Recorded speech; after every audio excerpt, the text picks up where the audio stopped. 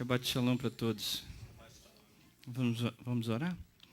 Pai, nós queremos te bendizer pelas tuas beneficências, pelas tuas misericórdias, por esse Shabbat, pelo privilégio que nós temos, ó Pai, a cada dia de estar na tua presença e de ouvir os teus ensinamentos, para que possamos, ó Pai, cada vez mais nos aproximar de ti. Sabemos que tudo que nós enfrentamos neste mundo é para que venhamos exercer o potencial que o Senhor deu a cada um de nós, para nos elevarmos espiritualmente e assim sermos abençoados por Ti. Queremos declarar nossa dependência, queremos declarar que desejamos cada vez mais servi-lo em espírito e em verdade, com o coração contrito, amando ao Senhor acima de todas as coisas. Por isso nós estamos aqui a cada Shabat, ó Pai, desejosos de aprender mais de Ti, de Te conhecer como Tu és. Que o Senhor possa abençoar toda essa congregação, essa pequena vinha, abençoa a mim, ó Pai, que dependo inteiramente do Senhor e da Tua fidelidade, da Tua misericórdia. Muito obrigado por tudo, ó Pai, que o Senhor tem nos dado muito mais do que nós merecemos. Os nossos irmãos na internet, que a paz, o shalom do Senhor, que somente o Senhor é capaz de nos dar, pode alcançar os Teus filhos e que eles venham sair daqui edificados pelo Senhor e pela Tua palavra. Porque nós sabemos que a Tua palavra ela não volta para Ti vazia, mas ela faz o que lhe apraz. Então faça no nosso coração aquilo que o Senhor designou nessa noite, que por causa da dureza dos nossos corações, dos nossos pensamentos, nós não venhamos rejeitar a grande salvação que o Senhor tem nos dado, mas que nós venhamos guardá-la em nosso coração com toda a gratidão. Que possamos demonstrar a nossa gratidão ao Senhor, entregando inteiramente a nossa vida e exclusivamente ao Senhor, para que o Senhor governe sobre nós. Por isso, seja bendito o Senhor de eternidade e eternidade. Muito obrigado por tudo, ao que nós oramos, agradecido ao Senhor pelo nosso Mashiach Yeshua, que o Senhor nos deu para nos mostrar o verdadeiro exemplo de como servi-lo e como amá-lo. Que possamos assim seguir o exemplo do nosso Mashiach, que é o cabeça dessa comunidade, e assim nós venhamos ser dirigidos pelo Senhor e pela Tua vontade. Bendito seja o Senhor, que nós oramos no nome do nosso Mashiach Yeshua. Irmãos, nós estamos estudando a 47ª Parashá, Re, que significa veja. Ela se encontra em Deuteronômio no capítulo 11, vai do verso 26 até o capítulo 16, verso 17. Na próxima semana estaremos estudando a Parashá Shoftim, que também tem muito a nos ensinar. Eu procurei dar mais uma vez um título nesse estudo, e eu coloquei assim, veja além do infinito. Eu acho que veja além do finito, não do infinito, tá? Vejam além daquilo do finito. Veja além daquilo do que os nossos olhos conseguem contemplar, os nossos olhos físicos. Então esse é o título do nosso estudo. Veja além do finito, além daquilo que o seu físico apresenta diante de você. Porque quando a gente visualiza somente as coisas físicas, Léo, a gente tem uma grande probabilidade de ficar pelo meio do caminho, de morrer pela maré, né, como diz o ditado no cotidiano. Mas se nós aprendemos a olhar além daquilo que o Eterno deseja nos ensinar e nos mostrar, nós temos a oportunidade de passar por aquela provação e assim, galgando, crescendo espiritualmente e alcançando os passos que o Eterno requer cada um de nós. Então veja além do finito. Re, meus irmãos, que é o nome dessa Parashá. Eu queria que você fosse lá comigo. Vai lá para você ver. Em Deuteronômio, no capítulo 11.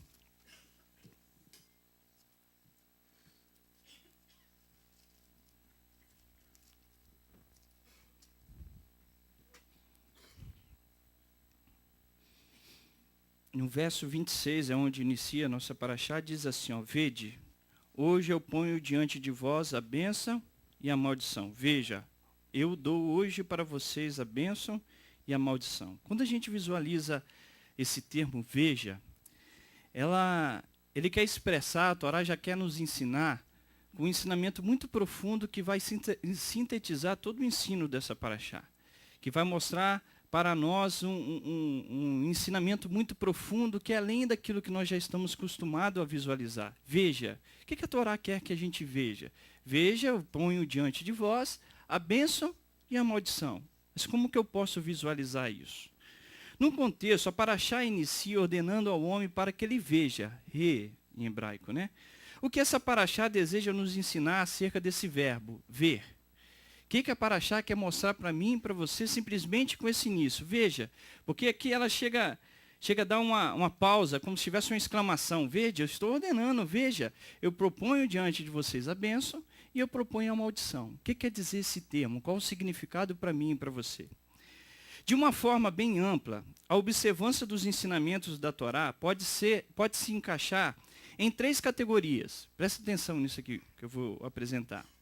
A primeira categoria é aquela observância ou aquela obediência que é plena. O homem, ele obedece, a pessoa que tem essa obediência plena, ele está simplesmente obedecendo porque existe uma ordem superior. Ele faz, ele obedece, ele executa aquilo que está estabelecido na Torá, mas a sua única inspiração é saber que existe um ser, um soberano sobre todas as coisas, o único Elohim que ordenou que eu faça ou que eu deixe de fazer determinada coisa. Quando eu faço, eu tenho um mandamento positivo a cumprir. Quando eu não faço, é um mandamento proibitivo, me impedindo de fazer algo. Então, quando existe essa observância ampla, que é uma categoria dessas 3 que eu quero apresentar, é uma observância, é um mandamento simplesmente por uma ordenança. Simplesmente porque existe o Elohim superior que me ordenou. Não existe ainda uma compreensão intelectual e uma compreensão dentro do coração. A segunda característica é a observância intelectual, é a apreciação intelectual. Ou seja, é um nível de observância superior a essa. Existe a observância plena, que simplesmente eu obedeço porque eu recebo a ordem, e existe agora uma com um contexto superior, que é a observância intelectual, que é aquele que faz e ele consegue entender no seu intelecto o benefício que aquilo pode proporcioná-lo. Ou seja, eu obedeço porque existe uma ordem superior, mas eu consigo visualizar aquilo que vai me proporcionar, eu consigo entender. Aquilo, não visualizar ainda, mas aí eu consigo entender aquilo que vai, os benefícios que essa obediência vai trazer para mim e para você. A terceira característica, que é o que essa Paraxá quer nos ensinar, que eu acredito, irmãos, que são características que nós vamos alcançando com o tempo, é a característica de ver. De ver o mandamento, que é uma característica, uma observância muito mais profunda. Porque quando a gente visualiza a Torá falando assim, veja, ela está querendo que a gente consiga visualizar dentro desses mandamentos algo que é muito mais superior do que o que está no físico. Ou seja, além de você obedecer pela obediência de um mandamento estabelecido pelo Criador, além de você entender no seu intelecto sobre a necessidade da observância desse mandamento, você consegue ver, compreender com o teu coração os benefícios que ele é capaz de proporcionar. E quando ela fala ver, quando a Torá te ordena enxergar, ela está falando para você enxergar muito mais do que um benefício físico. Porque tudo aquilo que é passageiro, irmão, ele veio para benefício próprio nosso. Mas tudo aquilo que é eterno veio de Elohim diretamente para que a gente venha vivenciar. E é isso que a Torá quer nos mostrar. Veja aquilo que é eterno, aquilo que vai além do finito, aquilo que vai além da sua capacidade física pode proporcionar. Mas a capacidade espiritual que Elohim concedeu a mim e para você, que nós podemos obter, enxergar. Então veja além daquilo que o finito te apresenta. Isso vai sintetizar todo o nosso estudo. Primeiro, a observância plena, onde eu faço simplesmente algo, eu cumpro tudo. Isso é bom, Elohim observa isso por uma observância de Elohim, porque Elohim estabeleceu, por uma ordenança de Elohim. Segundo, eu faço porque eu entendo isso no meu intelecto. E depois eu faço isso porque isso está no meu coração. E eu consigo ver, além daquilo que pode me proporcionar as bênçãos da obediência, eu posso ver além daquilo que é físico. Aquilo que pode me proporcionar um conceito espiritual. É neste nível que a Torá nos proclama alcançar. Ela está nos ensinando a alcançar um nível perfeito, um nível verdadeiro. Aquele que diz que o homem tem a capacidade de alcançar. Então serás varão e varoa perfeita na presença de nosso Elohim. É uma perfeição que Elohim nos chama a alcançar e a buscar. Veja, eu vos dou hoje para vocês a bênção e a maldição. Paulo, se você observar lá em 2 Coríntios, quando a gente visualiza esse texto, parece que Paulo está sendo o contrário do que eu estou te falando, o que a Torá está nos dizendo, mas pelo contrário, você vai ver que Paulo ele é todo referenciado pela Torá, ou baseado pela Torá. Lá em 2 Coríntios, no capítulo 10, 2 Coríntios, no capítulo 4, desculpa. 2 Coríntios, segundo livro, a comunidade de Corinto, lá no capítulo 4. Eu estou em primeiro. Verso 16 e 18. Paulo fala isso de uma forma muito clara. Ó. Por isso, não desfalecemos, verso 16 do capítulo 4. Ainda que o nosso homem exterior se corrompa, o interior, contudo, se renova de dia em dia. Pois a nossa leve e momentânea tribulação produz para nós eterno peso de glória, acima de toda comparação. Portanto, nós não atentamos nas coisas que se veem, mas nas coisas que não se veem, pois as que se veem são temporais, e as que não se veem são eternas. É essa a mensagem dessa paraxá. Veja, e eu vou te provar que ela está te mostrando, está te ensinando, te incentivando a ver além daquilo que é físico. Porque se a Torá simplesmente está me pedindo para enxergar uma bênção física de ter uma terra boa, uma terra fértil, ter paz entre os meus vizinhos, ter uma família maravilhosa, é muito pouco, isso é físico, isso é finito. Yeshua nos ensinando, acho que é Yeshua que fala, se você espera por Elohim simplesmente desse... Acho que não é Yeshua que fala isso não. Os apóstolos, se você espera de Elohim simplesmente nesse mundo, nós somos o mais miserável dos homens. Porque a nossa expectativa, a nossa esperança, ela vai além desse conceito. Por isso, veja além desse finito. Aqui Paulo está nos ensinando a não olhar simplesmente, ele não está nos falando para não olharmos as coisas físicas, porque nós necessitamos, e é onde nós mais exercemos a nossa obediência, é onde nós mais aprendemos a exercer essa obediência. Mas Paulo está nos ensinando a não olhar simplesmente o físico, porque o físico nada é do que um teste para que eu possa alcançar a verdadeira origem que Elohim estabeleceu para mim e para você. O físico nada mais é do que provações e testes para nós alcançarmos a salvação da nossa alma. E Paulo está nos ensinando a olhar isso. Portanto, não atentamos nas coisas que se veem, mas que não se veem, pois essas coisas é que são eternas. Paulo está nos ensinando não o contrário à Torá, mas ele está nos exortando a enxergar os benefícios além das recompensas físicas. Outro contexto muito interessante, é lá em Salmos 19, vai lá para você entender. Salmo capítulo 119, não 19. Esse lindo salmo de Davi, onde ele declara todo o seu amor à palavra de Elohim, à Torá, que Elohim concedeu a toda a nação de Israel e a humanidade, diz assim, ó, Salmo 119, versículo 10. De todo o meu coração te busco, não me deixes desviar dos teus mandamentos, escondi a tua palavra no meu coração, para eu não pecar contra ti.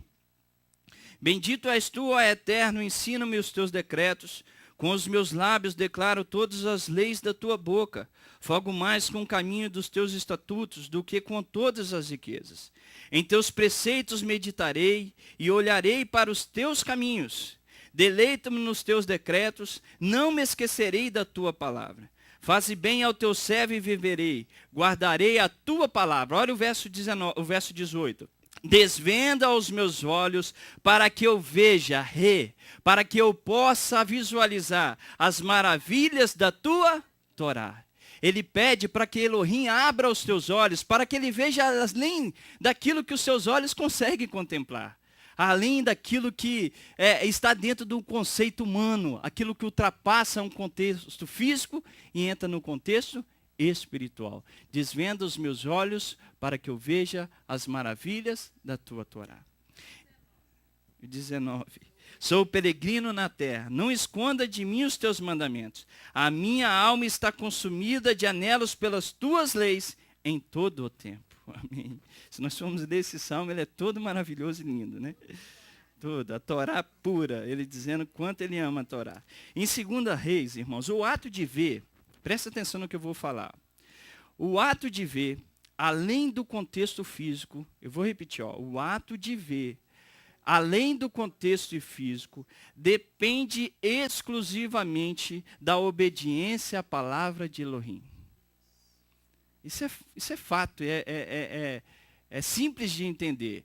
O ato de ver, além do contexto físico, depende exclusivamente da obediência e de uma grande observância dos mandamentos de Elohim.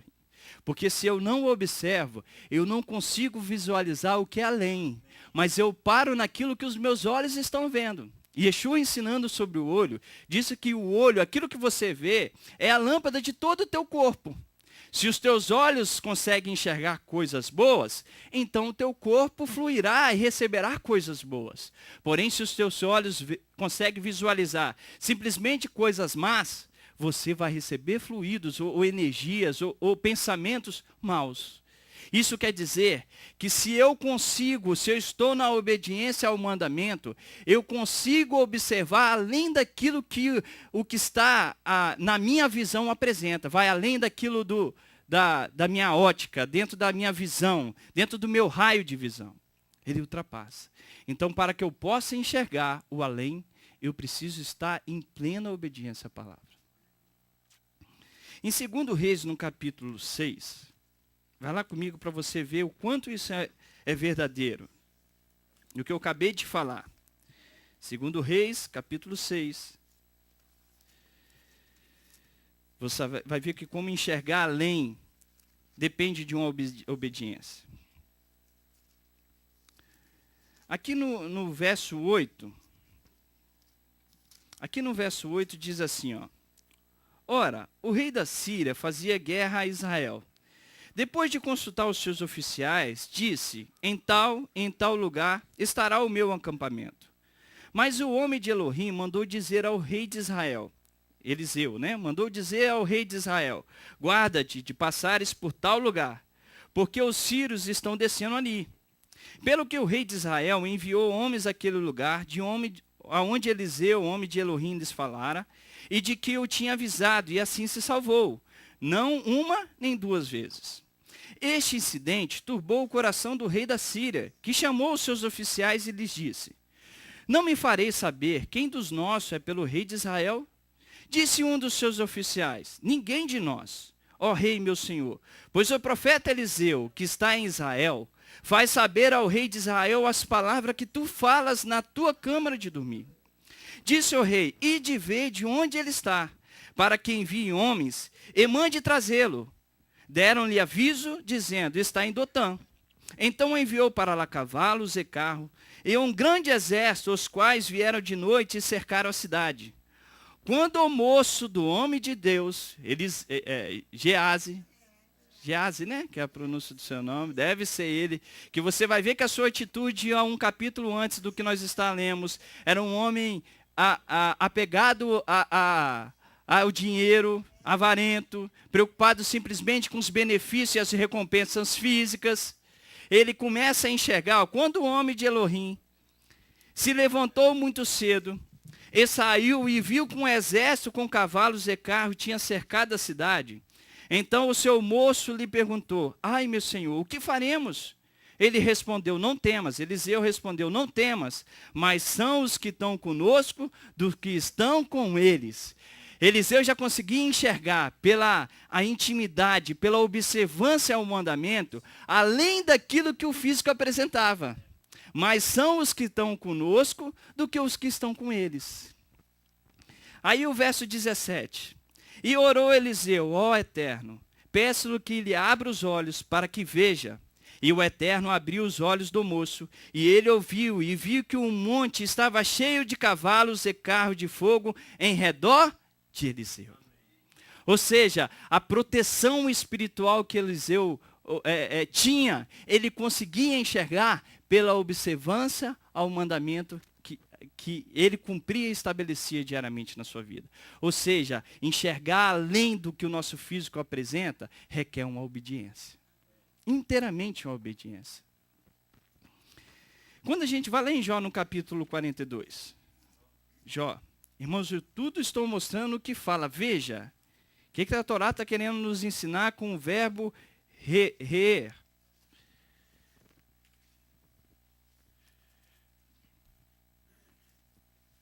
A pastora já até falou ali o texto. Lá em capítulo 42, todo mundo já conhece esse verso muito bem, né? Lá no verso 42, verso 1, diz assim, ó. Então respondeu Jó ao Eterno, eu sei que tudo podes, nenhum dos teus planos pode ser impedido. Quem é aquele, perguntaste, que sem conhecimento encobre o conselho?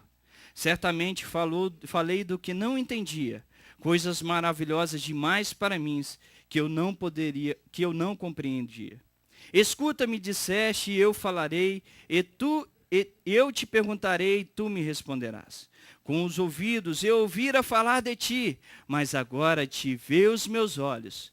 Por isso me abomino e me arrependo no pó e na cinza. Agora te vê em meus olhos. Eu consigo compreender além daquilo que eu compreendia. As 3 etapas. Ele obedecia porque ele ouvia e ele sabia que aquilo era o correto e ele cumpria e ele ia. Mas ele estava trabalhando, irmão, para alcançar o entendimento de ver. Ver com o coração, de cumprir com toda alegria. Pela prática ele alcançou isso, Léo. E por que as circunstâncias, as provações e os testes que ele viveu, o que ajudou? Ajudou ele a ver, a enxergar. Ensinou a ele a prosseguir na próxima etapa, a andar dentro do contexto que Elohim estabeleceu, porque a nossa vida com Elohim, Roberto, ela é progressiva. Ela nos ensina uma etapa, depois outra etapa, e assim nós vamos prosseguindo. Essa congregação, se nós olharmos para nós há 10 anos atrás, nós ficamos com vergonha de nós mesmos. É verdade ou não é? Não vergonha no sentido de, eu não deveria ter feito aquilo. Não, mas Senhor, eu tinha aquele entendimento. Hoje o Senhor me dá esse entendimento com o gracioso e ao eterno. Nesse conceito, irmão, está a nossa paraxá.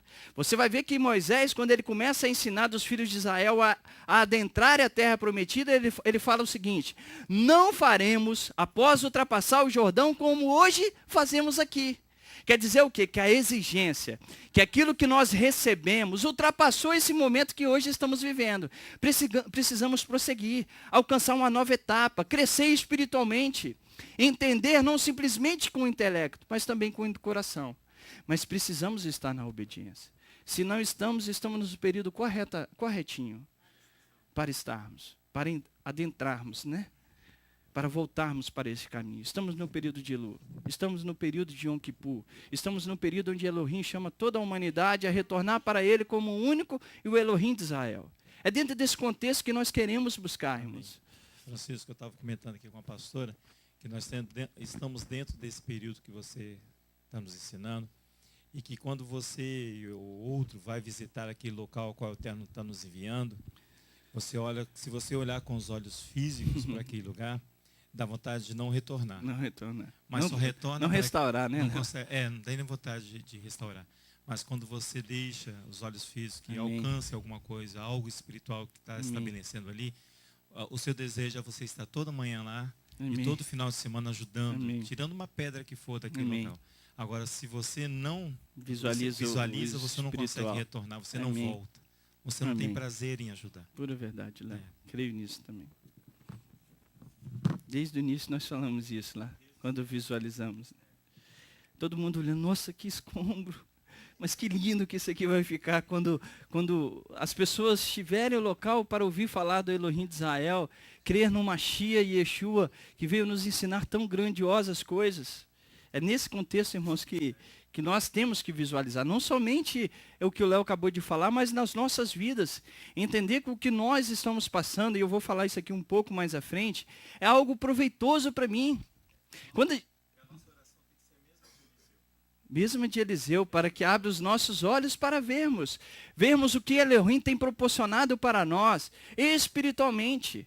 Desde quando nós nos propomos a sair daqui, eu falei, se nós tivéssemos dito a vocês que estamos indo para lá com o intuito de criarmos uma congregação mais bonita, mais grandiosa, mais prazerosa para os homens, esse seria um conceito que a maioria de nós teríamos todo o direito de se levantar contra. Mas nós estamos indo lá para servir aos nossos irmãos, para prestar uma tzedakah mais ampla, mais profunda, mais penetrante na vida do ser humano, mais consistente. É esse o contexto, ou seja, nós estamos olhando ali, não um contexto físico, mas um contexto espiritual. Não queremos obter riqueza, queremos trabalhar para o reino de Elohim. E nós vamos aprender isso um pouco mais à frente. Para o eterno, o eterno que escolheu ali, parou, né, Rita? Mas nós vamos fazer com esse entendimento, depois entenderemos profundamente com o coração, Rita. Amém. Lá em Hebreus, no capítulo 11, eu não posso deixar de falar de Hebreus 11, né? Que fala aqui dos patriarcas, dos profetas, que visualizaram muito além daquilo que eles estavam vivenciando naquele momento. Hebreus 11, do 26, que fala do nosso patriarca Abraão, né, em hebraico, diz assim no verso 8, ó. Hebreus 11, verso 8, pela fé, Abraão, sendo chamado para um lugar que havia de receber por herança, obedeceu e saiu sem saber por onde ia. Pela fé, peregrinou na terra da promessa, como em terra alheia, habitando em tendas com Isaque e Jacó, herdeiros com ele da mesma promessa. Pois esperava a cidade que tem fundamentos, da qual Elohim é arquiteto e construtor. Pela fé também a própria Sara recebeu o poder de conceber um filho, mesmo fora da idade, porque teve por fiel aquele que lhe havia feito a promessa. Pelo que também de um, e esse já amortecido, descenderam tantos em multidão, como as estrelas do céu e como a areia inumerável que está na praia do mar.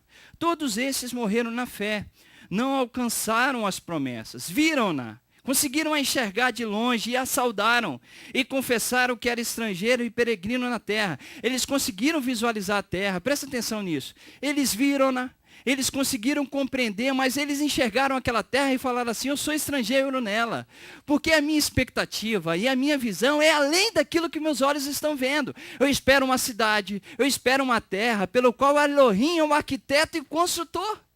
Uma pátria celestial que ninguém pode me tirar. Eles enxergavam além. Ora, os que dizem tais coisas claramente mostram que estão buscando uma pátria. E se na verdade se lembrasse daquela cidade onde haviam saído, teria a oportunidade de voltar. Mas agora desejam uma pátria melhor, isto é, a celestial, que olho humano nenhum pode ver, que também Elohim não se envergonha deles, de ser chamado seu Elohim, pois já lhe preparou uma cidade. Eu falei que olho nenhum pode ver, foi da minha cabeça, tá, irmãos? Olho humano que não está em observância, a palavra não consegue observar. Ou seja, assim está o contexto da nossa paraxá. Ver além do finito, enxergar acima do físico, pois se atentarmos para as coisas físicas, para o finito, não cumpriremos os ensinamentos transmitidos pela Torá, que falam de recompensas eternas. Olha isso no verso abaixo, olha só. Volta lá em Devarim, em Deuteronômio, no capítulo 11.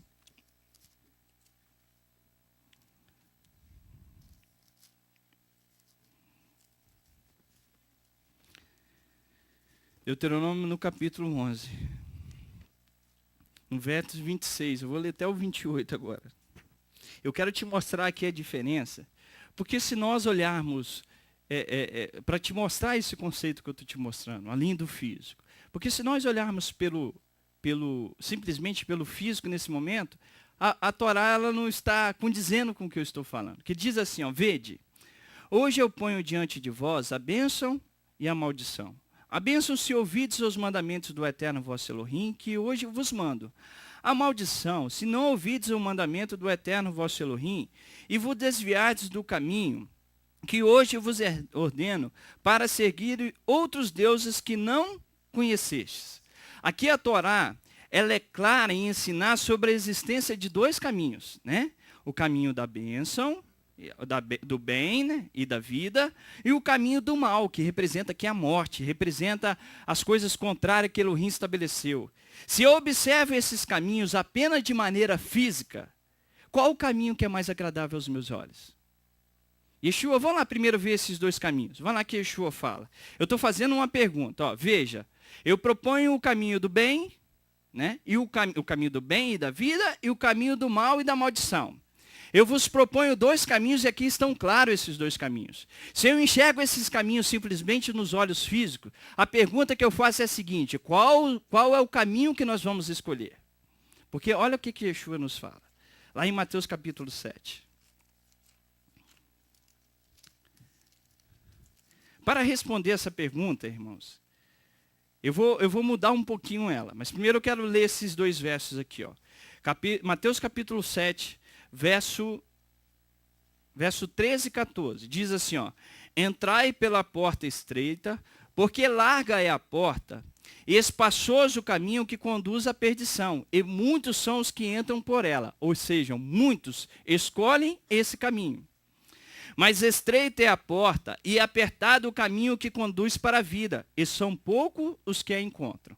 Yeshua aqui, ele enfatiza o mesmo ensinamento da Torá, ele linha com a Torá, ele fala dos 2 caminhos, o caminho da bênção, o caminho da maldição, os 2 únicos que existem. E ele fala assim, o caminho da bênção, ele é estreito, e poucos são os que encontram. Mas o caminho da perdição, o caminho do mal, ele é largo, e muitos entram por ele. O que Yeshua está querendo nos mostrar? Aí eu faço a pergunta que eu acabei de fazer. Se nós conseguimos enxergar esses 2 caminhos simplesmente pelos olhos físicos, eu vou mudar um pouco a minha pergunta. Qual caminho é mais prazeroso? Qual caminho é mais prazeroso? Aos nossos desejos, às nossas vontades, aos nossos olhos físicos, às nossas cobiças, aos nossos egoísmos. Ele é o mais fácil. Ele é aquele que apresenta uma imagem que parece mais agradável, mas quando nós trilhamos esse caminho, você vai ver que ele é cheio de espinho, ele é triste, ele te conduz à morte. Mas visivelmente, ele é muito mais fácil, ele é mais prazeroso, ele é mais instigante, ele te atrai mais. Ele responde mais rápido. Perfeito, pastora. Ele é mais atrativo de uma forma pragmática para mim e para você. Ou seja, nós conseguimos visualizar, se eu olho só com o contexto físico, eu vou escolher o caminho da maldição. Porque ele é largo, ele é fácil de entrar. E muitos preferem escolher este caminho. Mas se eu observo o caminho que é mais difícil, mas eu consigo enxergar nesse caminho que a sua porta, ela é estreitinha, e ela parece difícil entrar dentro dela, mas se eu enxergo o que está por trás dela, o que vai além do que o meu físico está me apresentando, eu vou escolher este caminho. Porque eu sei o benefício que está por trás. É como se tivesse uma porta fechada, que eu não consigo enxergá-la. Mas simplesmente quando eu decido tomar esse caminho, que eu vou conseguir enxergar o que ele me apresenta. E é o melhor. Agora o caminho da perdição não, ele está escancarado. Ele está aberto e você já visualiza ao querer adentrar. Mas o caminho que é estreito não, ele não te apresenta na cara. Ele te apresenta ser mais difícil. Ele te apresenta algo que parece que nós não queremos trilhá-lo, nós não queremos abrir essa porta. Mas por trás dessa porta existe uma esperança e existe algo que os nossos olhos físicos não conseguem visualizar. Mais força, mais trabalho, mais dedicação, mais oração, mais coisas espirituais. Porque nós só abriremos essa porta e adentraremos ela se cumprirmos espiritualmente. Paulo fala que as coisas da carne se falam e se referem à carne. Mas as espirituais, elas se relacionam com os espirituais. Eu acho que é 1 Coríntios capítulo 2, se eu não me engano. Nós só conseguimos discernir as coisas espirituais se estivermos vivendo dentro desse contexto. Aí eu consigo enxergar o que o caminho estreito me mostra. Porque se eu o vejo fisicamente, ele é mais difícil. Ele é mais apertado. Ele me apresenta muito mais dificuldades, Léo. Mas se eu passo por esses obstáculos, por essas dificuldades, o que pode me proporcionar esse caminho estreito é maravilhoso. Aí eu consigo ver, como diz Jó, agora os meus olhos te veem. É isso que a Paraxá está nos ensinando. O caminho do mal aos olhos físicos é mais agradável. Porém, se eu enxergo além do físico, consigo ver o que a recompensa proporciona. Consigo ver que a recompensa proporcionada pela escolha do caminho do bem é muito superior e eterna. Por isso que a Torá fala, veja, eu te proponho uma bênção. E eu te proponho a maldição. Mas a maldição, os rabinos estudando acerca da maldição, mas como Elohim, emanador de todo bem, de tudo aquilo que é maravilhoso, pode dar maldição. E eles chegaram à seguinte conclusão, e eu lembrei de Giovanni falava isso, que as maldições são bênçãos disfarçadas, com o intuito de levar a mim e a você, disfarçado não é o sentido que não vai cumprir não, tá, irmãos? É no sentido que o objetivo da maldição é de fazer enxergar que esse caminho que você e eu podemos escolher, ele não é o correto, e ele te fala assim, ó, eu te apresento dificuldades e maldição para que você tome o outro caminho, o caminho do bem. Então, até as maldições, Giovanni falava isso, tem um caráter de nos abençoar, de nos fazer enxergar que o nosso caminho está errado. Hã? Em Deuteronômio, no capítulo 13, eu acho que eu captei a vossa mensagem, tá, meu amado? Mas vamos guardar para nós mesmo. Deuteronômio, capítulo 13. Eu não ouvi, mas eu acho que eu...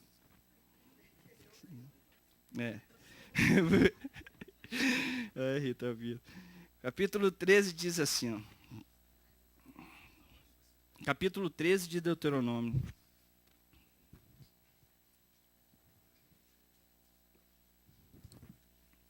Olha o quanto que a Torá quer nos ensinar isso, ver além do finito. Diz assim no capítulo 13 de Deuteronômio, Francisco, o que isso tem a ver com o que você está falando? Você vai entender um pouco mais à frente. Olha só, quando um profeta ou um sonhador se levantar no meio de ti, e te der um sinal ou um prodígio, e suceder o tal sinal ou prodígio de que te houver falado, e disser, vamos após outros deuses que não conhecestes, e sirvamo-los. Deixa eu ver até onde eu coloquei para nós lermos. Então, 3. E não ouvirás a palavra daquele profeta ou sonhador. Presta atenção no verso, a parte B desse verso. O eterno vosso Elohim vos prova, para saber se amais o eterno vosso Elohim de todo o coração e de toda a vossa alma. Andareis após o eterno vosso Elohim, e a ele temereis. Os seus mandamentos guardareis, e a sua voz ouvireis. A ele servireis, e a ele vos achegareis.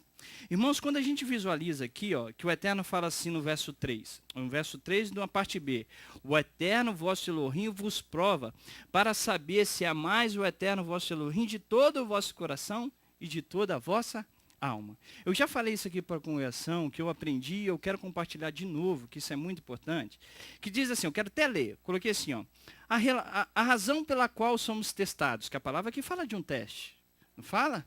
Nós somos uma prova. O eterno vosso Elohim vos prova. Ele te testa no sentido assim, o que está no teu coração? O que você apresenta? Não é nesse sentido? Quando a gente olha assim, a razão pelo qual somos provados ou testados, não é para benefício de Elohim. Como se ele quisesse compreender como nos comportaríamos em tal e determinada situação. Mas eu já falei, o benefício é para nós. Ou seja, o benefício da prova é para que o homem consiga perceber o seu potencial.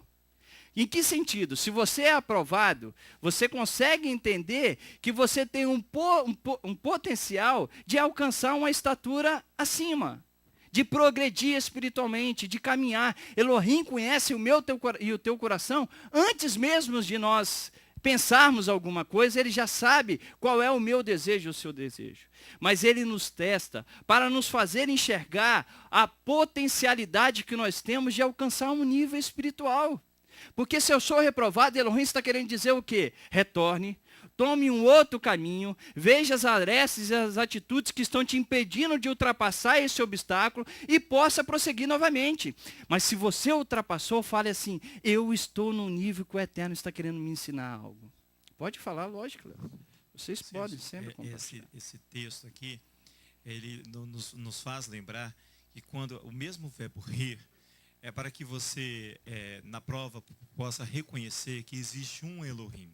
Ele está aqui combatendo ferozmente a idolatria. No verso 4 ele fala assim, andareis após o vosso Elohim, e a ele temereis.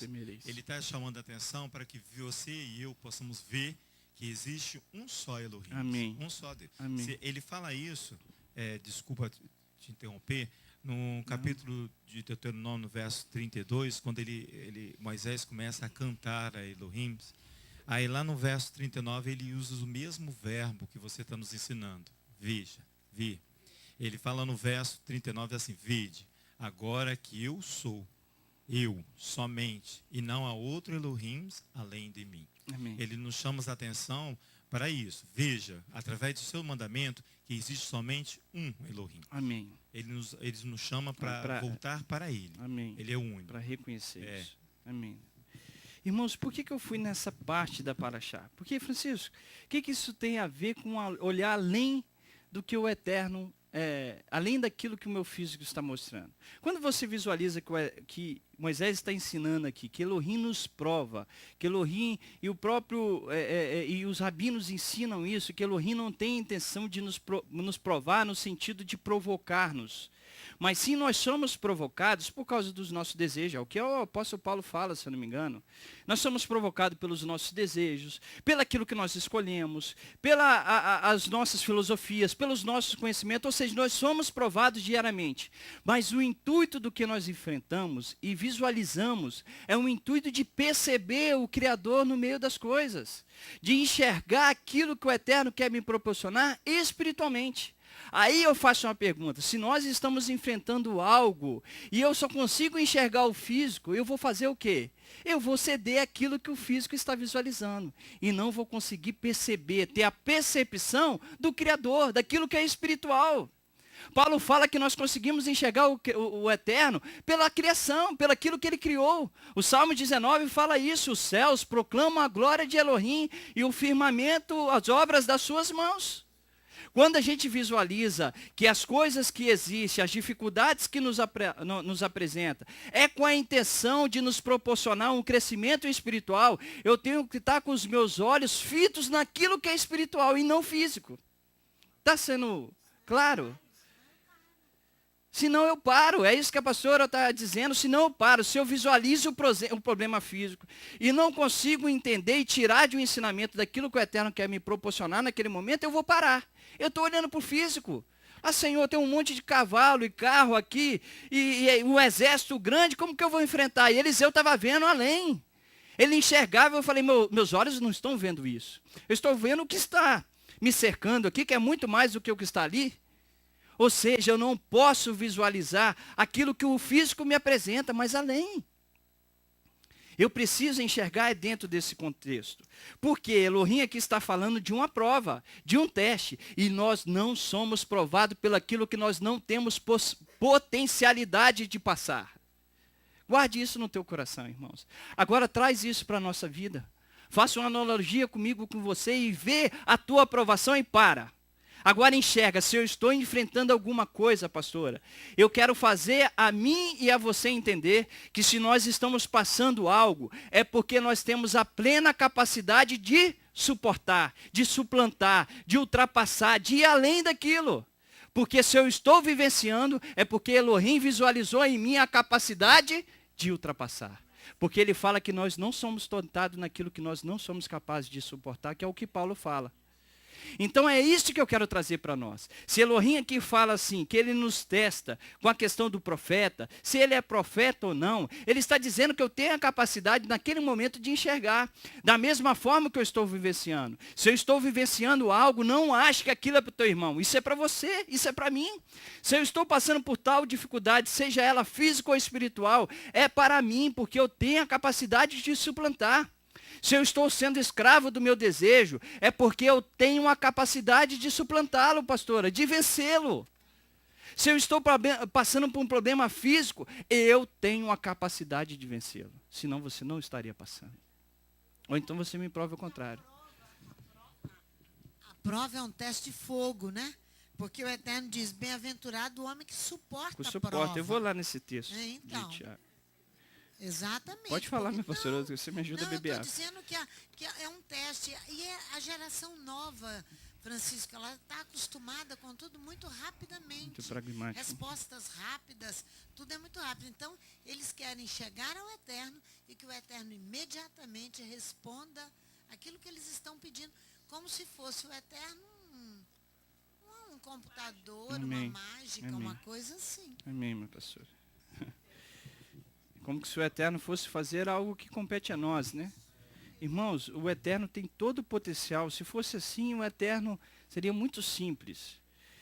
Eu entendo que tudo emana do Eterno. Nada nós podemos fazer se do céu Ele não nos conceder. Mas existem situações que o Eterno exige de nós. Adentrar o mar, Moisés teve que adentrar. O Eterno não ia empurrá-lo para que ele entrasse no mar, não exerça fé. Os ensinos judaicos falam que o povo começou a entrar e o mar não estava aberto ainda não. Depois o mar foi aberto. É dentro desse contexto nós temos a capacidade de enfrentar.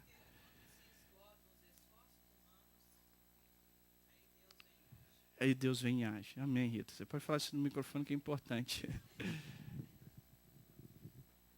Você toma cuidado para esse agir e não fazer perder a salvação, né? Que pode acontecer. Não, eu vejo assim, quando se esgotam todos os nossos recursos, quando a gente o Eterno vem e tudo, age por nós. Quando a gente, amém. você está ali cumprindo, você está fazendo, Deus manda você fazer isso, você está ali lutando. Aí, É o caso de Eliseu que nós quando lemos. se esgotam os seus recursos humanos, O Eterno é por nós. O Eterno é por Amém. nós, vem e age em Amém, nosso Rita. favor. Creio, amém. Nós cremos nisso. É como Eliseu, ele estava diante de um grande exército, diante dele. Quem ia socorrer Eliseu? Quem? Só a Síria mesmo, né, pastor? Um profeta estava ali sozinho, tadinho, enfrentar aquele povo todo. O Eterno manda todos os anjos ali cercando Eliseu. Vem enfrentar anjo. Vem que o Eterno é por nós. Um só já não aguenta, né, pastor? Irmãos, quando a gente visualiza que esses testes, vai lá no Salmo 139. Vai lá comigo. Às vezes nós falamos assim, Senhor, tira isso de mim, Pai. Paulo orando fala assim, orei isso 3 vezes ao Senhor, para que ele tirasse esse espinho da carne. Porém, aquilo ali me serviu para eu não me gloriar-me, né? Não gloriar em mim mesmo, não confiar em mim. E o Eterno foi dando aquilo para que ele entendesse algo espiritual. E a gente quer que esse espinho da carne saia de nós, e o Eterno querendo nos ensinar, e nós com os nossos olhos vendados e tampados, e nós não conseguimos ver o espiritual, aquilo que é além, e pedimos, Senhor, tira, e Ele querendo nos ensinar. O que o Eterno quer nos proporcionar, irmãos? Precisamos aprender a enxergar, e eu falo por mim, eu falo pela congregação, acho que cada um fala por si próprio, enxergar além daquilo que o Eterno quer, além daquilo que os nossos olhos querem ver. Salmo 139 diz assim, ó. Eu acho interessante o que os rabinos dizem desse salmo. Os rabinos falam que Davi teve grandes problemas depois que ele orou esse salmo. Que diz assim, ó, lá no verso 23, diz assim, sonda-me, ó Elohim, e conhece o meu coração. Prova-me e conhece os meus pensamentos. Vê se há em mim algum caminho mau e guia-me pelo caminho eterno. Olha a oração de Davi. Nós temos coragem de fazer essa oração, Léo? Roberto faz, né? Não, mas não é só Roberto, não. Todos nós precisamos fazer.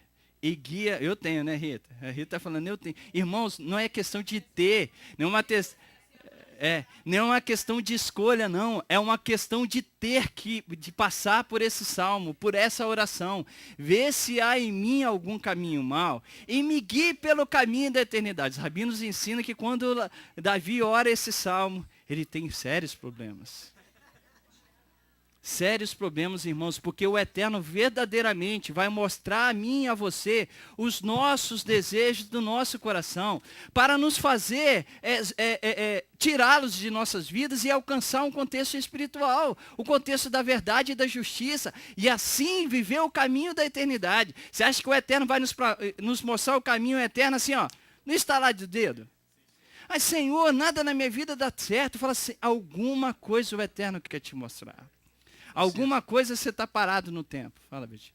Esse salmo, realmente eu oro ele assim. Amém. Todos nós temos que orar. Ele, assim, você sabe por quê? Eu também. Porque os problemas são necessários para o nosso aprendizado. Amém. Entendeu? Então, quando Davi fala aqui, Senhor, sonda o meu coração, vê se há em mim algum pensamento mau. É para benefício dele, Davi. É para benefício dele. Amém. Ele não está atraindo maldição para ele, não. Ele está atraindo algum problema? Que seja. O Eterno está mostrando o problema dele. Ó, que esse é o seu problema. Amém. Então é nesse sentido. porque ele não quer perder a salvação, a Rita está falando. Por isso, irmãos, é isso que eu falei aqui. Não é uma questão de escolha. Eu tenho que fazer essa oração. Não. É uma questão de necessidade de todos aqui, tá? Não tem exceção. Senhor, vê se há em mim um caminho mau e me guia no caminho da eternidade. Que o Eterno conceda esse privilégio. Dentro de você o caminho mau está oculto dentro de você. Amém. E ele quer mostrar. Ele quer mostrar. Eu acho que nós estamos numa situação um pouco pior, porque nós estamos vendo. Mas existem também. Mas quando eu estou falando nós, eu estou me incluindo, tá, irmãos? Eu não estou me excluindo de vocês, não. Mas eu estou falando que quando nós somos uma congregação. Quando o Eterno está falando, ele vai nos mostrar aquilo que também está oculto, desde que desejamos isso. Precisamos desejar isso. É importante. Eu prefiro enfrentar os problemas como os rabinos falaram e ganhar a salvação do que viver uma vida de tranquilidade e perder a minha alma. E perder aquilo que é eterno. É que Yeshua estava ensinando lá. Por isso que eu falei, aquilo não é literal o que Yeshua está falando. Se você olhar para uma mulher e vai e arranca o seu olho, não vão ficar aqui tudo cego, os homens dessa congregação. Coisa boa, Ritão está falando. Se não sei o que, corta a sua mão. Yeshua está querendo te ensinar a observar de uma forma espiritual.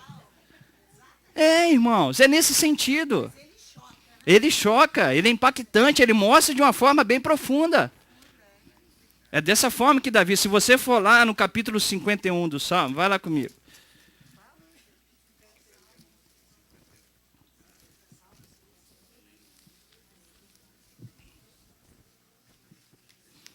Capítulo 51,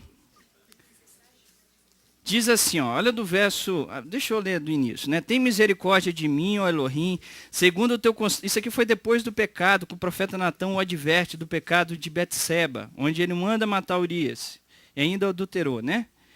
Tem misericórdia de mim, ó Elohim, segundo o teu constante amor, segundo a tua grande compaixão, apaga as minhas transgressões, lava-me completamente da minha iniquidade e purifica-me do meu pecado, pois eu conheço as minhas transgressões e o meu pecado está sempre diante de mim. Contra ti somente pequei e fiz que é mal diante dos teus olhos, de modo que é justificado quando falas e puro quando julgas.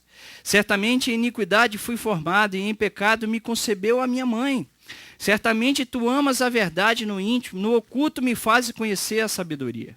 Olha o verso 7 e principalmente o 8. Purifica-me com hisopo e ficarei puro, lava-me e ficarei mais alvo do que a neve. Faze-me ouvir júbilo e alegria, regozijes os ossos que tu quebrastes. Ou seja, aqui no original diz assim, faze-me ouvir sons de alegria e regozijo para que possa exultar meu corpo ao quebrado. Meu corpo que está caído, Senhor, que eu possa regozijar por tudo que o Senhor me trouxe. Porque esse aprendizado faz-me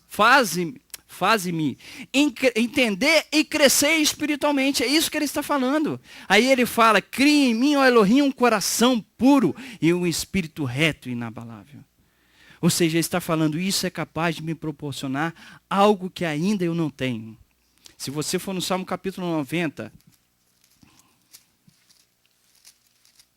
um salmo muito lindo de Moisés todo experimentado nas dificuldades, nas provações, um homem manso, obediente a Elohim, fiel em toda a casa. Ele começa a orar esse salmo. E aqui no verso 12 diz assim, ensina-nos a contar os nossos dias, de tal maneira que alcancemos coração sábio. Volta-te para nós, ó Eterno, até quando? Tem compaixão dos teus servos. Sacia-nos de manhã com teu constante amor, para que nos regozijemos e nos alegremos todos os nossos dias. Olha o verso 15, leia comigo. Alegra-nos pelos dias que nos afligistes e pelos anos em que vimos. Eu imagino a oração, Senhor, me tira, por que você não me tirou aquele negócio? Por que você não me tirou a aprovação lá da água? Por que você não me tirou da aprovação do deserto? Da aprovação lá de Faraó? Não. Alegre pelos dias que nos afligiste, porque isso ensinou a Moisés e a nação de Israel. E as nossas aflições ensinam a mim e a você a aprendermos a crescer espiritualmente. É esse contexto que nós estamos. É isso que a Paraxá quer nos ensinar. Eu posso ir em Tiago, vamos lá em Tiago, que a pastora falou, e você vai ver que Tiago e Pedro, ele fala dentro do mesmo contexto, para que venhamos regozijar. Olha o que ele fala no verso 2. Ele fala assim, Tiago capítulo 1, verso 2. vou ser um pouco mais rápido por causa do tempo, tá, irmãos? Meus irmãos, tende por motivo de grande gozo o passardes por provações, sabendo que a prova da vossa fé desenvolve a perseverança. Ora, a perseverança deve terminar a sua obra, para que sejais maduros e completos, não tendo falta de coisa alguma. Aí, se você for observar 1 Pedro, passa as folhas aí da Bíblia. 1 Pedro capítulo 1, verso 3 diz assim, ó: Bendito seja o Elohim e Pai de nosso Senhor Yeshua HaMashiach, que segundo a sua grande misericórdia nos gerou de novo para uma viva esperança, pela ressurreição de Yeshua HaMashiach dentre os mortos, para uma herança incorruptível, incontaminável e inacessível, guardada nos céus para vós, que pelo poder de Elohim sois guardados mediante a fé, para a salvação preparada para se revelar no último tempo. Nisso vos exultais, ainda que no presente, por breve tempo, ser necessário, sejais contristados por várias provações. Essas provações são para que a prova da vossa fé, muito mais preciosa do que o ouro que perece, embora provado pelo fogo, redunde para o louvor, glória e honra na revelação de Yeshua HaMashiach. Embora não o tendes visto, o amais. Embora não o vedes agora, credes neles e exultai com gozo inefável e cheio de glória, recebendo o fim e objetivo da vossa fé, a salvação das vossas almas, embora não vejam com os teus olhos físicos, conseguem contemplar com os teus olhos espirituais. É isso que a provação vem nos ensinar. Uma das grandes exigências que Elohim nos fará é olhar de maneira espiritual. Irmãos, nós precisamos aprender isso. Não esperando nenhuma recompensa física. A Paraxá nos transmite um espírito voluntário. Se você, Yeshua nos ensina, se você faz algum bem esperando receber alguma recompensa, que bem você está fazendo? Ele fala, se vocês amam aquele que vos ama, que vos amam, que recompensa vocês têm? Os gentios fazem as mesmas coisas? Eles cumprem, os ímpios fazem as mesmas coisas, eles amam os seus irmãos, os seus pais, os seus amigos. Amem aquele que não vos amam. Amam aquele que vos persegue. Yeshua está querendo nos ensinar além daquilo que a nossa situação, o nosso cotidiano apresenta. O que me adianta eu amar, eu exercer um mandamento esperando receber fisicamente? É isso que ele está me falando. O que adianta você amar a sua mãe se sua mãe vai te dar um jantar toda vez que você for à casa dela? O que adianta você me amar se toda vez eu estou aqui, Shabbat e Shabbat, compartilhando com vocês da palavra? É muito fácil eu gostar de cada um de vocês. É muito fácil você gostar de mim, apesar dos meus erros. Eu sei que tem gente aqui que suporta, mas suporta mesmo, que é o que a palavra fala. Mas, irmãos, nós estamos aqui convivendo. Mas o que nos dirá quando Elohim exigir de nós a obediência, quando nós não conseguimos visualizar nenhum retorno físico? Quando a gente visualiza o Salmo capítulo, não lembra, que fala assim, a quem habitará no tabernáculo de Elohim? Aquele que jura, e mesmo... Salmo 15, né? Acho que 15. Aquele que jura que mesmo com dano seu, não muda o seu juramento. Ou seja, aquele que estabeleceu alguma coisa, e aquilo que ele estabeleceu vai trazer prejuízo a ele, e ele não muda, ele permanece. Ou seja, a observância do mandamento, e muitas vezes para nós vamos ver, vai nos fazer ter perdas físicas. Perdas aqui onde mais dói nosso sangue, que é o bolso. Que é o bolso. Vai nos perder coisas físicas. Quantos de nós aqui nos revoltamos porque de situações espirituais perdemos fisicamente? E o Eterno está querendo proporcionar vida. Então o Eterno está exigindo de nós um olhar de maneira espiritual, não esperando recompensa física, porque se eu faço algo pelo meu irmão, se eu faço um antsedacá esperando que o meu irmão venha crer na minha fé, se eu faço um antsedacá achando que o meu irmão vai crer na mesma coisa que eu creio, se eu faço um antsedacá esperando que o meu irmão vai me dar honra, se eu faço um antsedacá esperando, é engraçado que fala assim, irmão, se eu te emprestei, você é obrigado a me emprestar.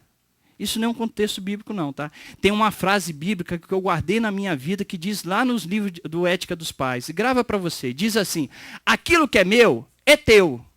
Aquilo que é teu, é teu. Não é meu, não. Aquilo que é meu é teu. Aquilo que é teu é teu. Nós precisamos buscar esse contexto. Quer dizer, aquilo que é meu, eu estou doando. Mas aquilo que é teu, eu não espero aquilo. É esse contexto que essa congregação, mais bem-aventurada coisa é dar do que receber. Eu não sei tem quantos anos que o Eterno nos falou essa passagem bíblica e que foi base bíblica para nós. Lá em Jardim da Penha, achei que tinha sido na ilha. Não, em Jardim da Penha. Mais bem-aventurada coisa é dar do que receber. Atos 20, 19, se eu não me engano, né? Voluntário. Amém, não. Amém. Amém.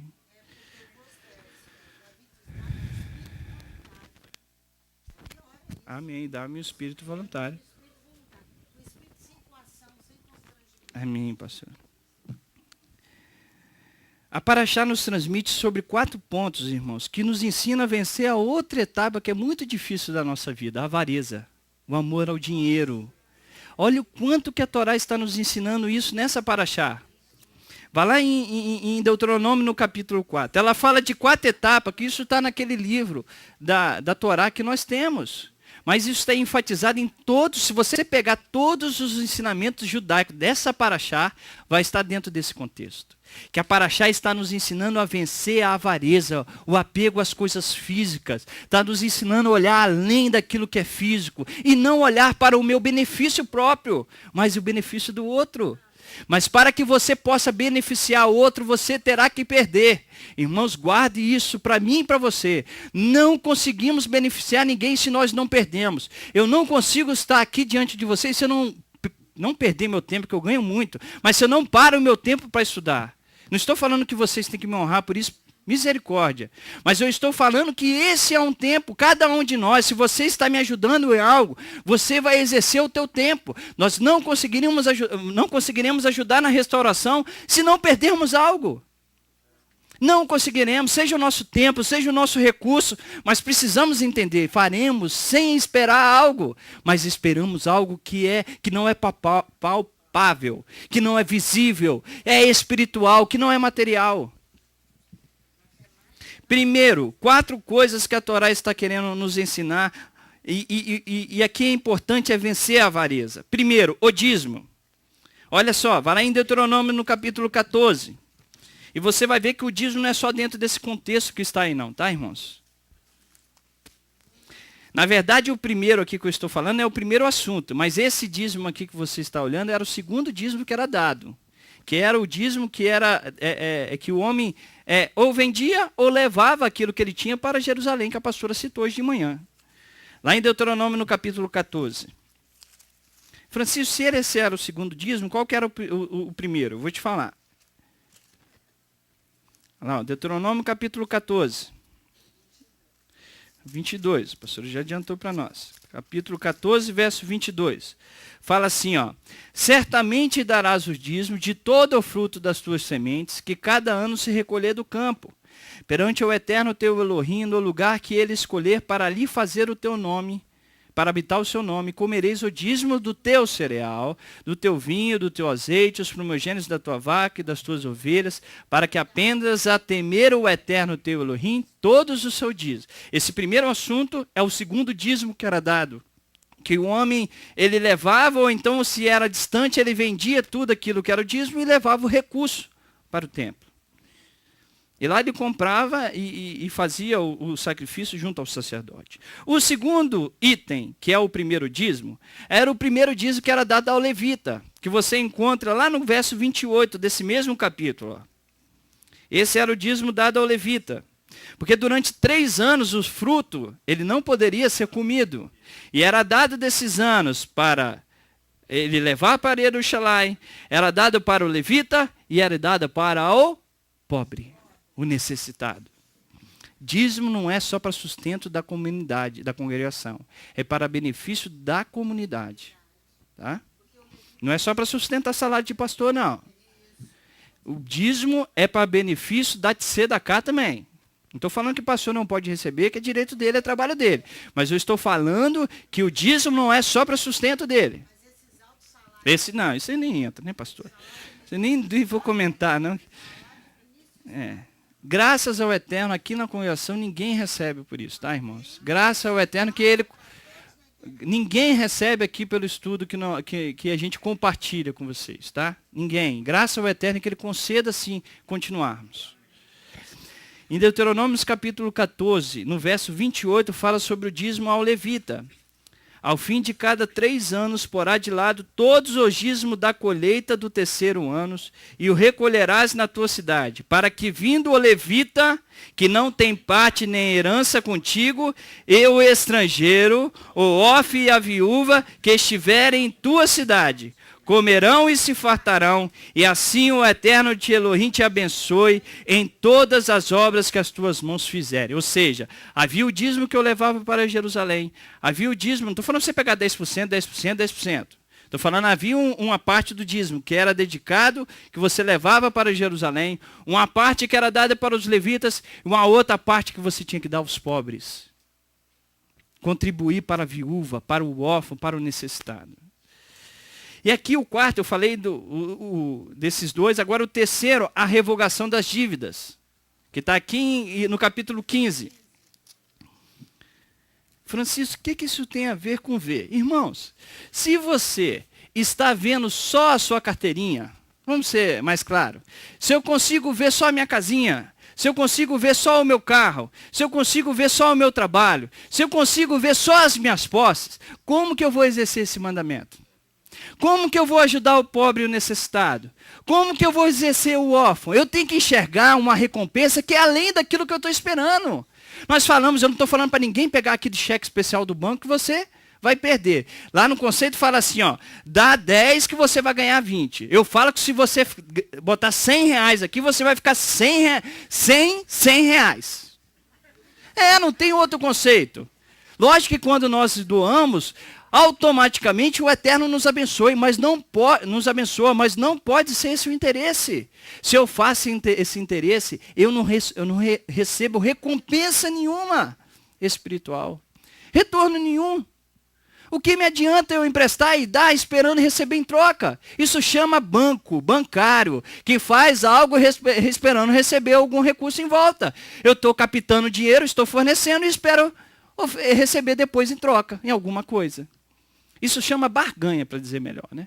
Mas quando nós fazemos algo sem interesse, que é o que está ensinando a Paraxá, se eu olhar simplesmente nesse contexto físico e me apegar nas minhas coisas físicas, eu não cumpro esse mandamento. Aqui, o terceiro item é a revogação da dívida, em capítulo 15, que diz assim, ó, verso 1, ao fim de cada 7 anos fará remissão. Este é o modo de remissão. Todo credor que emprestou ao seu próximo alguma coisa, perdoará o empréstimo. Não exigirá nada do seu próximo ou do seu irmão, uma vez proclamada a remissão do Eterno. Do estrangeiro poderás requerer pagamento, mas o que tiverdes em poder de teu irmão, a tua mão o quitará. Para que em teu meio não haja pobre, pois o Eterno abundantemente te abençoará na terra que o Eterno te Elohim te dá por herança para possuí-la. Irmão, se há muito pobre na nossa cidade, e há, isso é uma culpa da sociedade. É uma culpa da sociedade, dos nossos políticos, dos nossos líderes, do mundo eclesiástico, que acha que está alheio a esse problema, e não está. Se eles tivessem cumprido, o Eterno o abençoaria. Olha o verso 5. Se apenas ouvires diligentemente a voz do Eterno teu Elohim, para cuidares em cumprir todos esses mandamentos que hoje te ordeno. Pois o Eterno teu Elohim te abençoará como te prometeu. Assim emprestarás a muitas nações, mas não tomarás empréstimo. Dominarás sobre muitas nações, mas elas não dominarão sobre ti. Quando no meio de ti houver algum pobre, dentre teus irmãos, em qualquer das tuas cidades, na terra que o Eterno teu Elohim te dá, não endurecerás o teu coração, nem fecharás a tua mão ao teu irmão pobre. Antes lhe abrirás de toda a tua mão, e livremente lhe emprestarás o bastante para a sua necessidade. Guarda-te para que não haja pensamento vil no teu coração, e venha dizer, aproxima-se o 7º ano, o ano da remissão, e que teu olho não seja maligno para com teu irmão pobre, e não lhes dê nada, e que ele clame contra ti o Eterno, e haja pecado em ti, livremente lhes dará. Aqui não está no plural, tá? Mas livremente lhes dará. E não seja maligno o teu coração quando lhe deres, pois por isso te abençoará o Eterno teu Elohim em toda a tua obra e em tudo o que puseres a tua mão. Irmãos, quando a gente visualiza que essa observância, esse mandamento vai requerer de nós uma perda e nós enxergamos espiritualmente, nós temos a grande possibilidade de cumprir o mandamento. Mas se eu olho para o físico, não. Levítico não precisa ir lá, não. Mas Levítico capítulo 25 fala isso de uma forma que eu acho que a pastora deve ter abordado semana passada, que fala sobre o ano do jubileu. Se ao empobrecer o teu irmão e as suas forças descaírem, então os fortalecerá, né? Sustentá-lo-ás. É dentro desse contexto que o Eterno vai exigir de nós. Irmãos, a pastora falou aqui, nós precisamos ter uma boa aceitação pela comunidade judaica. Como nós faremos isso? Só assim, irmãos. Como nós faremos isso? Só dessa forma. Se nós não cumprimos a tzedakah, sem esperar nada, sem esperar nenhum objetivo físico, sem, ele precisa vir para a minha fé. O que eu acho mais intrigante, que as pessoas esse dia tinham um comentário na internet que eu achei muito, muito interessante, que estava lá o Papa abraçando um rabino que argentino, que vai até indicá-lo para o Prêmio Nobel da Paz, né? E aquele jovem colocou assim, como pode um rabino se relacionar com um idólatra?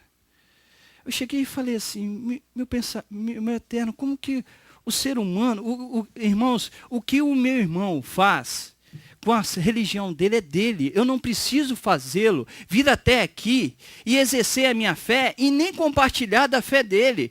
Mas o meu lado, a minha vida social com meu irmão, ela não pode deixar de existir. Senão eu tenho que ter tirado desse mundo, é o que fala Paulo.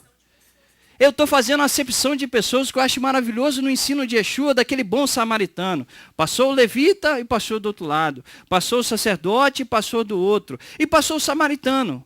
Ali o samaritano não perguntou qual a religião daquele homem. Não perguntou o que ele fazia. Não perguntou por que ele estava naquela situação. E Yeshua só apresenta uma pessoa com necessidade, sem intenção. E ele apresenta alguém que faz, não esperando nada fisicamente. Nós não podemos ajudar o ser humano pensando em receber alguma coisa em troca. Seja a nossa fé. Quem é você para convencer alguma coisa? Quem é você para tirar do pensamento do ser humano aquilo que ele acredita? Quem sou eu? Nós precisamos exercer dessa maneira, cumprindo a tzedakah e trabalhando para as nossas vidas, tirando do nosso sangue, do nosso suor, mas cumprindo com a palavra. É assim que seremos reconhecidos. Guardando a palavra, observando, cumprindo o Shabat, chamando para o retorno das festas bíblicas, apresentando o verdadeiro Mashiach, mas apresentando, vivendo a palavra. É isso que nós fomos chamados. Então, quando eu visualizo esse contexto, é nesse contexto que nós estamos inseridos. A palavra, os rabinos ensinam que quando está um irmão com necessidade, mesmo que ele seja idólatra, você tem que o ajudar. É uma obrigação sua e minha. Quando a gente olha lá, Atos capítulo 10, nem vou lá, senão eu não vou conseguir terminar. Cornélio, que fala que ele era um homem justo, ele era um homem que ajudava o necessitado, e ele era um homem de boa aceitação da comunidade judaica. E por que você acha que ele era? Por causa da ajuda ao necessitado.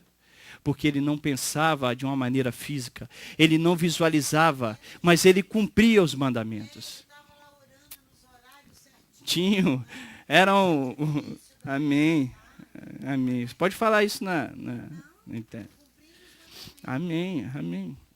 Irmãos, olha que interessante, nós estamos dentro do tripé que a pastora já falou, né?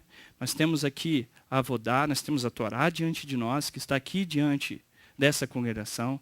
Nós temos a Avodá, que representa não somente o trabalho físico, mas principalmente o serviço a Elohim, que representa também os nossos sacrifícios, as nossas orações. E nós temos o alicerce da tzedakah. Quando nós falamos de tzedakah, na nossa mente logo vem caridade. Mas o contexto de tzedakah é muito mais além, significa justiça social. O que é justiça? Aí a pergunta, se tzedakah representa justiça social. Quando eu falo caridade, parece, irmã Regina, que eu estou doando algo que eu talvez possa doar ou talvez não possa doar. Parece que é uma opção. Né? Eu talvez eu exerço ou talvez não exerço. Esse não é o contexto judaico bíblico. Tzedakah, fazer justiça social, não é algo que você tem escolha, é algo que você tem obrigação de fazer. Porque tzedakah significa justiça. Olha o que é justiça. Roberto pode explicar isso muito mais fácil, mas eu vou me intrometer aqui nesse conceito. Justiça, prática e exercício do que é de direito. Prática e exercício do que é direito, que é obrigatório exercer. Conformidade com o direito, obrar ou julgar segundo o que é justo. Fazer tzedakah significa que o doador não está fazendo algo livre, como se fosse permitido exercer ou não. É uma obrigação. Ao exercer a tzedakah, o doador simplesmente está estabelecendo a justiça. Ele está fazendo algo que ele deve fazer. Yeshua lá em Mateus capítulo 23, verso 23, vai lá comigo.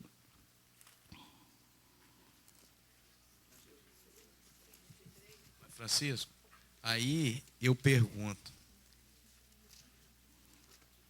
Não sei se eu vou conseguir te responder, não, mas pode perguntar. É mais uma explicação Então, também. então É uma tá bom. pergunta meio explicativa. É quando nós temos um mandamento e nós somos obrigados a cumprir aquele mandamento, nós estamos apenas naquele primeiro contexto que você começou, que você iniciou o estudo. Naquele primeiro. Nós praticamos. Amém. Porque há um Elohim que ditou essa norma. É a norma. Amém. Então, nós estamos em... E há uma legislação que nos ordena. Isso, que nos ordena. Mas quando nós praticamos a tzedakah com um coração voluntário, com um coração assim, com o coração assim voltado, alegre, disposto para aquilo ali, aí você está na terceira situação que você explicou. Amém. Você está vendo o espiritual, o que vai além. Eu não estou apenas fazendo tzedakah para dar por uma comida obrigação. aos pobres. Amém. Porque a própria Torá diz aqui no capítulo 15, que sempre no versículo teremos. 11, nunca deixará de haver pobres na terra. Yeshua terra. enfatiza esse verso. Isso aí, Mateus. Mas nunca deixará de haver pobres na terra para nós exercermos a tzedakah. Amém. Isso aí. Entendeu? Isso aí, Betito. É uma oportunidade espiritual que nós temos. Quando nós ajudamos a Maria Eduarda aqui, quando eu vim aqui à frente, pedi ajuda para Maria Eduarda, eu falei a toda a congregação, não perca a oportunidade que é dada a nós. Amém. Para podermos ajudar essa menina. Amém. Porque outros ajudarão. Amém. E aí nós passaremos disso, devedores. Amém. Amém. Muito importante sua contribuição. Irmãos, quando você visualiza isso que o Roberto está falando, sem essa expectativa, ou seja, a Paraxá, ela vai te ensinando assim, vai progredindo, vai andando em etapas e etapas, e alcança aquilo que o Eterno tem proposto para nós. É dentro desse contexto que nós queremos exercer. Yeshua, aqui no capítulo 23, verso 23, diz assim: ai de vós, escribas e fariseus. Yeshua não estava falando dos judeus em geral, não, tá, irmãos? Ele estava pegando alguns. Ai de vós, escribas e fariseus hipócritas, dais o dízimo da hortelã, do endro e do cominho, que está descrito lá em Deuteronômio, mas negligenciais o mais importante da Torá, a justiça, a misericórdia e a fé. Deveis, porém, fazer essas coisas sem omitir as outras, aquelas. É dentro desse contexto, exercer a tzedakah. Nós estamos inseridos nesse tripé, a Torá, a Avodá e a tzedakah. Que o Eterno possa nos abençoar. Que essa congregação possa crescer espiritualmente. Que você possa entender que se a dificuldade que você está passando, ela é para você. E porque se você está passando, Elohim te deu potencial para vencê-la. Senão você não passaria. E se Elohim te deu potencial para vencê-la, procure enxergar Elohim nessas situações. Porque assim nós seremos mais do que vencedores. Que o Eterno nos abençoe nesse dia. Para a honra e glória do seu nome. Amém.